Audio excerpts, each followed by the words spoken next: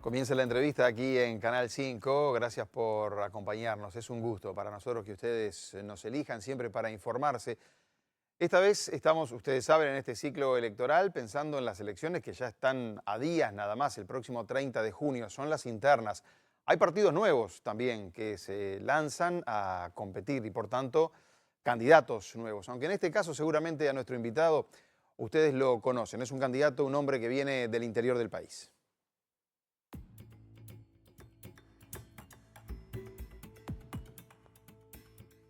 Guillermo Franchisoria tiene 52 años de edad. Está casado y tiene 2 hijos varones y una mujer. Es el candidato a la presidencia de la República por el partido Por los Cambios Necesarios. La lista que los representa es la 2018.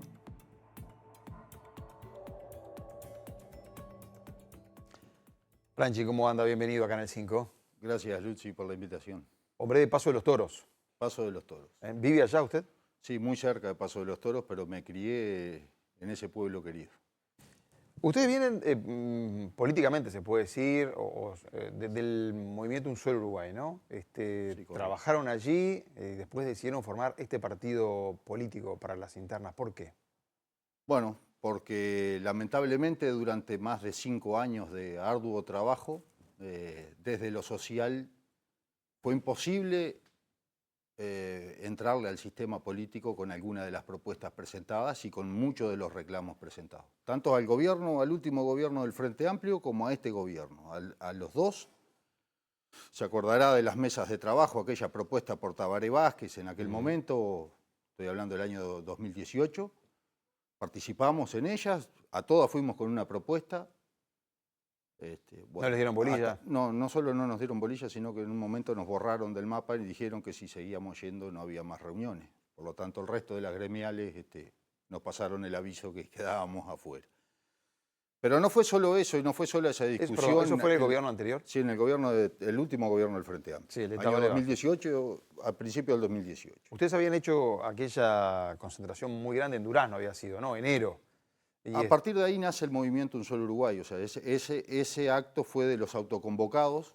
Ahí marcaron Bueno, sí, cierto se nivel de juntaron, fuerza, ¿no? a ver, un martes 23 de enero a las 4 de la tarde había 65.000 personas al rayo del sol en un predio rural de la Sociedad Rural de Durazno para escuchar una proclama que en definitiva termina siendo lo que impulsa la creación de este partido, porque desde el 2018 hasta ahora seguimos padeciendo prácticamente de los mismos problemas, no resueltos, no contestados, reclamos que quedaron absolutamente en el tintero y propuestas que ni siquiera tuvieron una devolución, ¿no? Propuestas concretas de alguien que venía desde lo social, que no pujaba por ningún cargo, que no peleaba por que no pedía nada, que no era por ningún cargo, ningún puesto ni nada. Inentendiblemente el sistema político no las quiso recibir. ¿Este gobierno los recibió? No. Solamente tuvimos una reunión con el secretario de la Presidencia y con el ministro Paganini de Industria por un tema de combustibles. Esto fue en agosto del 2022. Bueno, entonces con los una recibieron, propuesta digo. concreta, sí, claro, sí, una vez. Bien.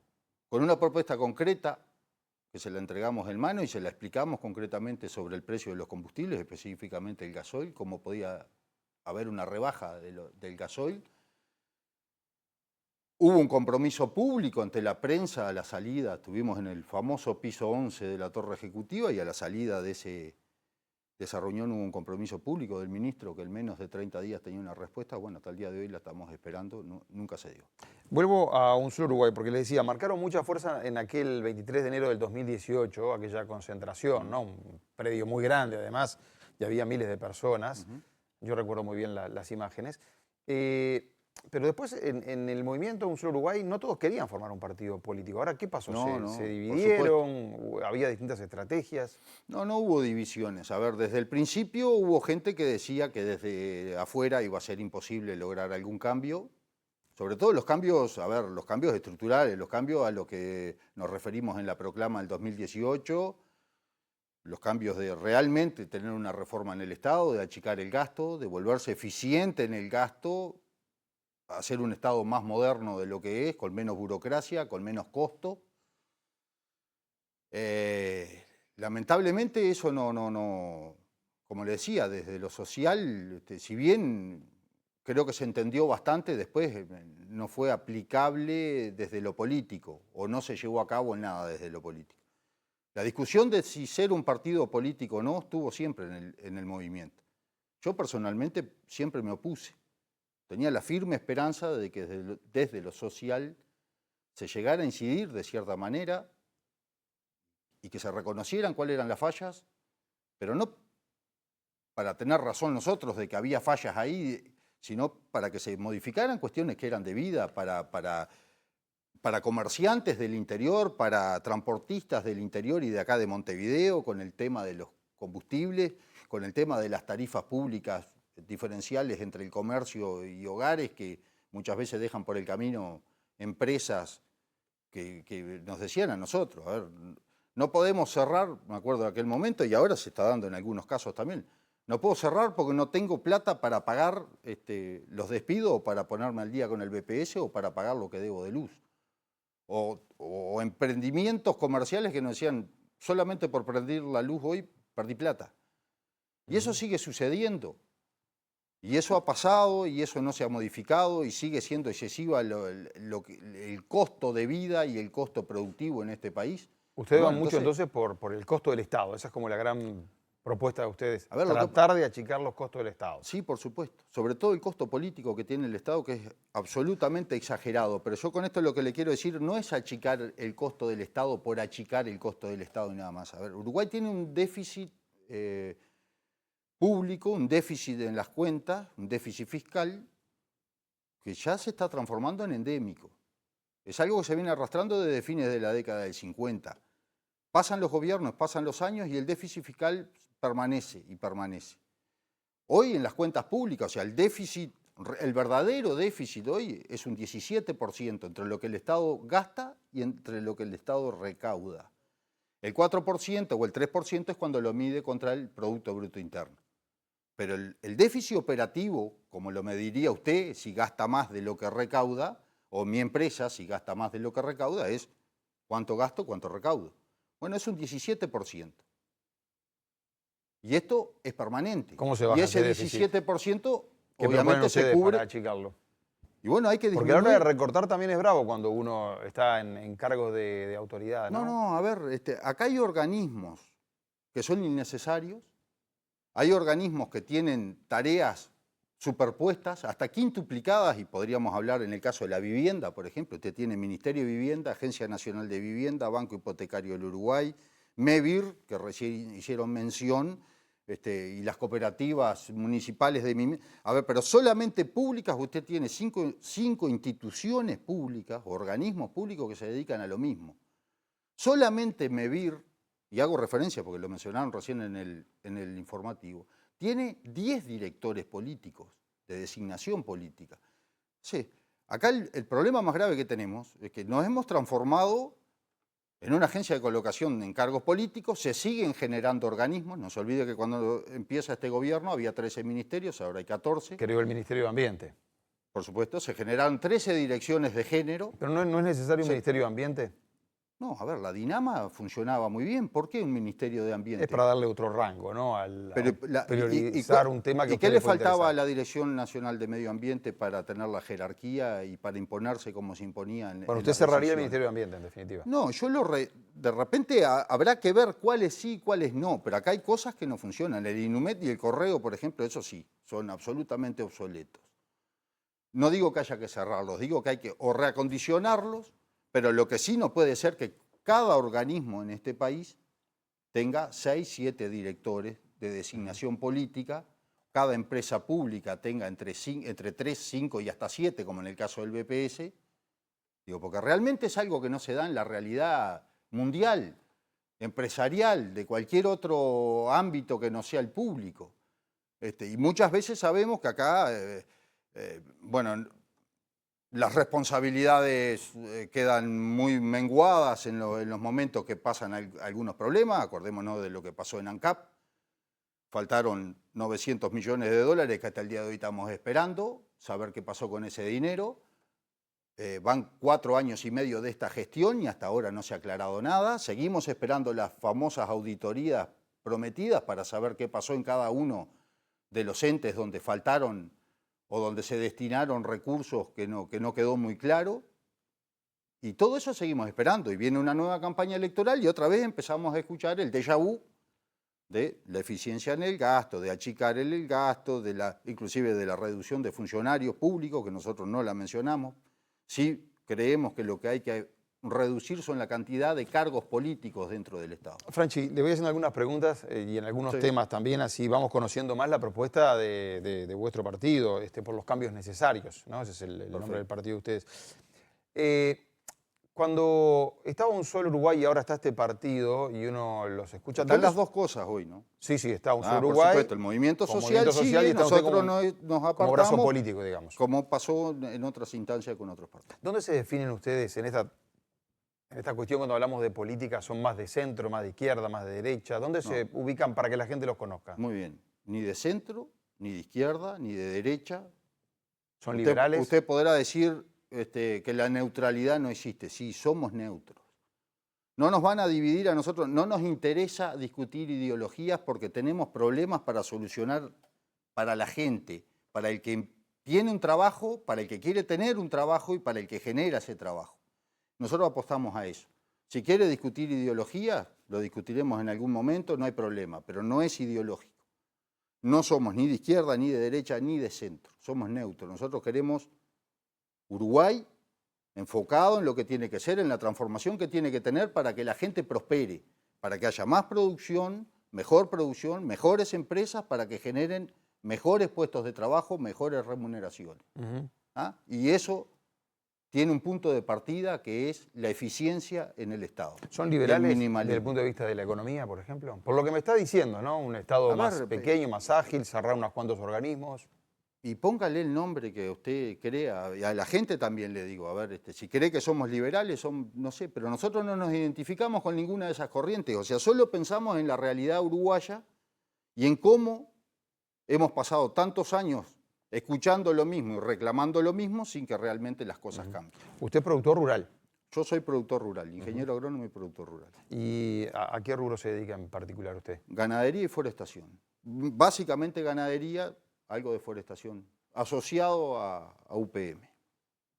¿Asociado en qué sentido? ¿A que los árboles le venden, claro, madera, digamos? Sí, o le arriendo campo, es más, tenía campos arrendados de ellos y le arriendo algunas hectáreas para que ellos planten y vamos. Bueno, hay un negocio ahí de producción de madera para pulpa de celulosa. Que era lo que había, las opciones que había en el momento que hicimos este negocio.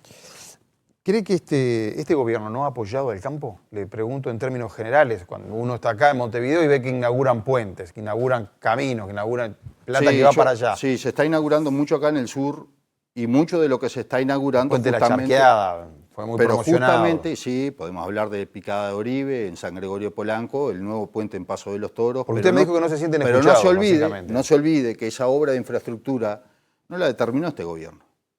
Esa obra de infraestructura está en el contrato ROU-UPM, está en el anexo 4 del contrato ROU-UPM, 860 kilómetros de rutas asfaltadas y 62 puentes para el tránsito de los tritrenes. Eso es un compromiso asumido por el gobierno de Tabaré Vázquez en un nefasto contrato con una multinacional.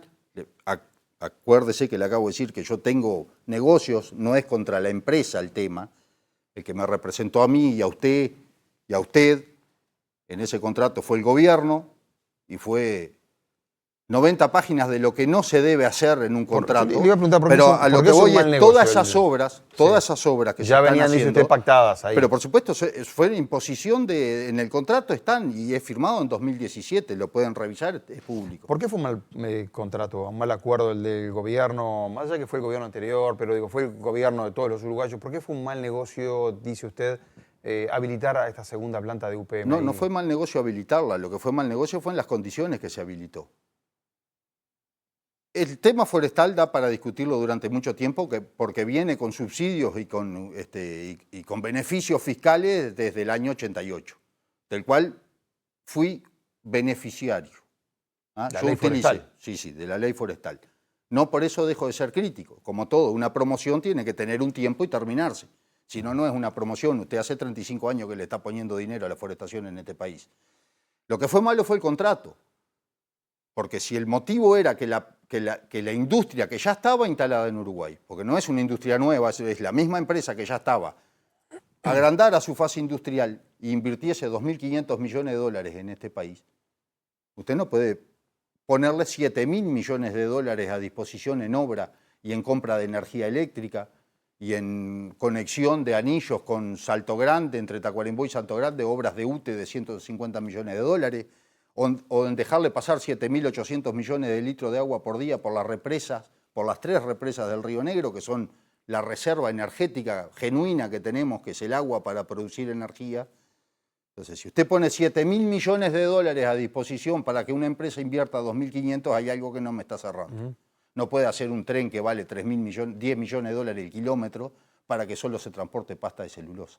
Entonces, digo, ahí hay una batalla que obviamente no se entendió en su momento. Batalla perdida en todo caso. Sí, claro. ¿No? Hoy sí, no sé, quizás revisable en algún momento. Los contratos, yo entiendo eso, que hay que respetarlos. Vi que en un punto de los principios de vuestro partido hablaba precisamente de revisar los contratos comerciales firmados por el Estado. Y me llamó la atención. Por supuesto, porque ¿Qué significa exactamente esto? Y lo que pasa es que para empezar el Estado no tiene por qué firmar acuerdos comerciales con ninguna nación ni con ninguna empresa. La Constitución establece que lo que se puede firmar son acuerdos de paz o de guerra, y se puede hacer acuerdos con naciones, pero no con una empresa. Acá el acuerdo fue el Estado con una multinacional. Está bien, pero acá ahora ya eso ya no se podría revisar, eso ya está firmado, ya está. No, ya está revisar se puede revisar. ¿Y qué le va a cambiar las condiciones? No sé, Lucy, hay que revisarlo y habrá que ver qué es lo que está mal y por lo menos, poner otra vez arriba de la mesa dónde estuvieron los graves errores, para que por lo menos no se vuelvan a repetir. Por lo que yo le decía, a ver, festejamos con una alegría bárbara que UPM invierte en Uruguay 2.500 millones de dólares. La forestación utiliza 1.200.000 hectáreas. La agricultura en este país también utiliza 1.250.000 hectáreas. Y pone 1.250 millones de dólares por año en el suelo. Los agricultores de este país ponen media planta de UPM por año. Y no reciben tritrenes, ni reciben trenes, ni reciben exoneraciones tributarias, ni reciben zonas francas.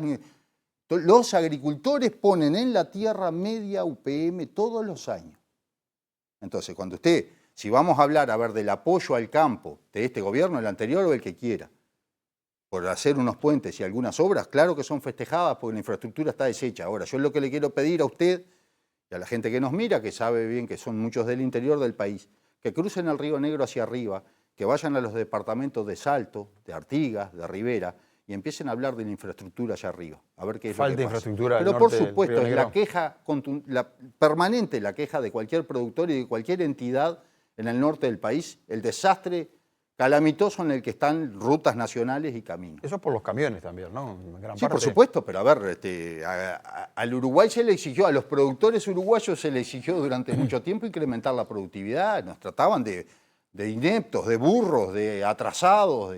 Ahora resulta que aumentamos la productividad, el Estado aumenta la recaudación, porque obviamente recauda porcentaje de la productividad, y las obras de infraestructura nunca llegaron. ¿Piensa usted que hay un quiebre social entre el campo y la ciudad? No debería. Usted que viene del interior, le pregunto. Bueno, yo creo que durante mucho tiempo, esto inclusive lo planteé en 2018, creo que durante mucho tiempo los productores agropecuarios de este país, que en definitiva no están ni muy nucleados en nada. Hay varias entidades, pero son todas muy dispersas. Hay muchas federadas a nivel local. Se olvidaron de transmitir qué era lo que se hacía en este país, con qué calidad se produce, con qué reglas, quién fija las reglas de producción. Hablamos permanentemente de lo que son la aplicación de pesticidas, de insecticidas, etc. Todo eso es fijado por el ministerio, pero nos olvidamos durante mucho tiempo de enseñar. Cada vez somos menos, ni que hablar. En 20 años pasamos de 70.000 productores agropecuarios a menos de 40.000.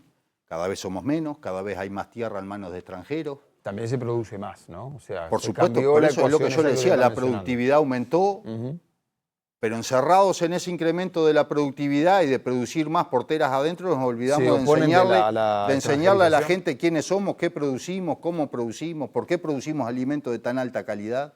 Todo eso es un debe que tenemos los productores. ¿Está en contra de la extranjerización que lo mencionó ahí al pasar? Extranjerización de la tierra. No cuando el extranjero viene a radicarse acá. Yo creo que ahí son casos distintos, porque sería estar en contra de la No quiere que vengan estos fondos importantes a comprar tierras. No, lo que pasa es que y... se distorsiona. Cuando vienen, como ya pasó en la época que Astori era ministro de Economía, y venían por año 500, 600 millones, 700 millones, 1.000 millones de dólares a invertirse de fondos de pensión, de Harvard, de fondos europeos, eso distorsiona el mercado. ¿Eso no le sirve al país? Y no sirve. Le puede servir momentáneamente a aquel que especula, a aquel que es intermediario, o también le puede servir momentáneamente al que vende, pero no al que genuinamente produce. Porque se distorsiona el mercado, porque hay mucha tierra que no queda disponible.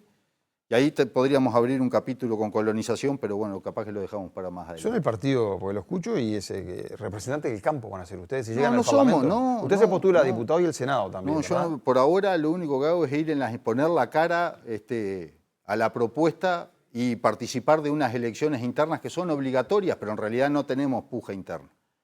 A octubre, supongo que seguiré siendo, porque ahora voy a salir, se supone que si superamos este collo voy a ser el candidato a la presidencia. Bueno.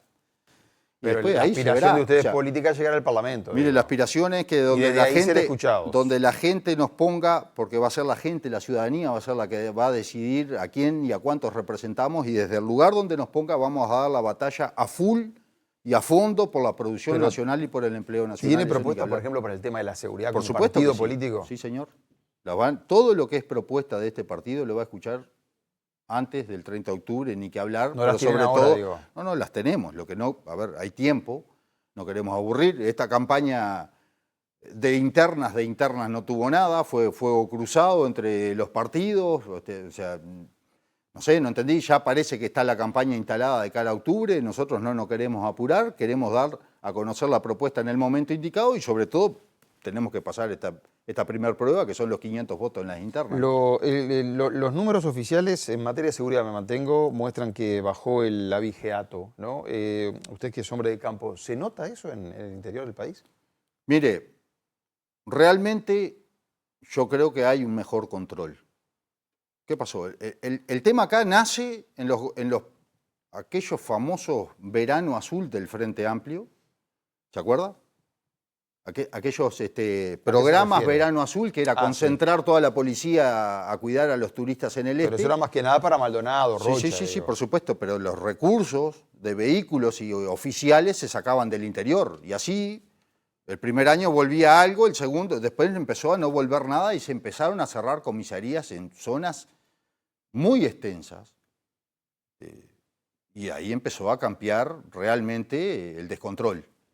Estoy hablando de comisarías cerradas en Tres Árboles, El Merino, en Peralta, que es una de las seccionales más grandes del Uruguay, que tenía, hasta hace un par de años, tenía un funcionario que venía en ómnibus, el funcionario policial de Rivera, abría la comisaría 4 horas y se volvía hacia Rivera. A ese grado de descontrol llegamos cuando se transfirieron todos los recursos de vehículos y de oficiales, motos, etcétera, todos los recursos que había en el interior se fueron viniendo hacia Montevideo y hacia la zona este. Algo se revirtió, pero también quiero dejar una cosa en clara. Hay mucho abigeato que no se denuncia porque ya no corre la denuncia aquella que decían levante el teléfono y puede hacer la denuncia. Sí, si yo levanto el teléfono y denuncio que a mí me carnearon 3 ovejas, pero tengo que colgar el teléfono y ir hasta la comisaría. ¿Por qué me dice eso? Porque hay que hacerlo, porque es parte del reglamento, porque uno puede, lo llama a la policía, le dice muy bien, pero tiene que pasar a firmar la denuncia. Entonces debe haber un subregistro alto, dice usted. Claro, lo que pasa es que hay gente que ya por una oveja o por un animal que no encuentra qué falta, no hace la denuncia. Bueno, eso pasa con los robos también. Claro, ¿no? Pasan todo. Ahora, claro, si usted pone a disposición una herramienta digital, como es el celular, para poder hacer una denuncia, pero no retira. Y esto es en todos los órganos del Estado, porque pasa exactamente lo mismo. Se me vienen a la cabeza varias cosas. Usted digitaliza una función, pero no retira la del papel. Es increíble, acá pasa en todo, pasa hasta en el sector agropecuario y pasa en la Corte Electoral. Mucha burocracia. Demasiada, y mucho burócrata. Me queda un minuto nada más. Que supongamos, ¿no? Apuestan ustedes para llegar al Parlamento, básicamente, ¿no? Como aspiración política para ser escuchados. ¿Integrarían una coalición de gobierno ustedes? Porque veo que por un lado está el Frente Amplio como bloque, digamos, y después están los partidos que tratan de unirse para competir con el Frente Amplio también. ¿Ustedes dónde se ubican ahí? ¿Integrarían la coalición? Creo que no. No lo hemos discutido a fondo. Falta la convención, faltan un montón de cosas, pero creo que no. Creo que no integraríamos ninguna coalición. Porque nosotros detectamos, y va a ser muy difícil que alguien nos convoque a una coalición, porque detectamos que la falla está en el sistema político. El sistema político se ha transformado en una agencia de colocación de gente en el Estado. Y esto lo vamos a recalcar hasta el cansancio. Bueno, pero ustedes son parte del sistema político. Sí, por supuesto, pero no vamos a ser parte de esa agencia de colocación. Cualquier favor político hoy, en una campaña electoral, a una lista, a un candidato, cualquier movilización, comité o cualquier arrime de votos, nunca sale del bolsillo del candidato para resarcirlo. Va a ser un puesto en el Estado, en un ministerio, en una intendencia, en una alcaldía, donde sea. Eso se ha transformado en sistema político y contra eso queremos pelear, obviamente. Franchi, le pido ahora sí capacidad de resumen de 30 segundos. El tema de gasoil es una propuesta, siempre ustedes están reclamando por el precio del gasoil. Y está el tema del subsidio en las ciudades, básicamente, para los ómnibus, ¿no? Que lo utilizan los estudiantes. ¿Cómo se posicionan ustedes allí? 30 segundos. No se subsidia el boleto. Se está subsidiando a los grandes empresarios del transporte. Eso tiene que quedar claro. Nosotros subsidiamos los que utilizamos gasoil, pero no solo los productores agropecuarios, el que reparte galletita en Fraile Muerto y tiene una camioneta gasolera, está subsidiando la ineficiencia de la Intendencia de Montevideo. Y no subsidia el boleto. Bueno, el boleto tiene un precio, se dice, porque está ese y es uno de los boletos más caros del mundo, con uno de los gasoil o de los combustibles más baratos del mundo para las empresas de transporte. ¿Cómo explica eso? Franchi, gracias por haber venido a Canal 5. Por favor. ¿Ya se va para allá, para Tacuarembó? Sí, claro. ¿Ahora de noche? Sí, por supuesto. Gracias y mucha suerte en la carrera política ahora. Muchas gracias y bueno, vamos a dar la batalla desde donde nos ponga. Amigos, dejamos por acá la entrevista de hoy. Han sido ustedes más que amables. Buenas noches. Gracias.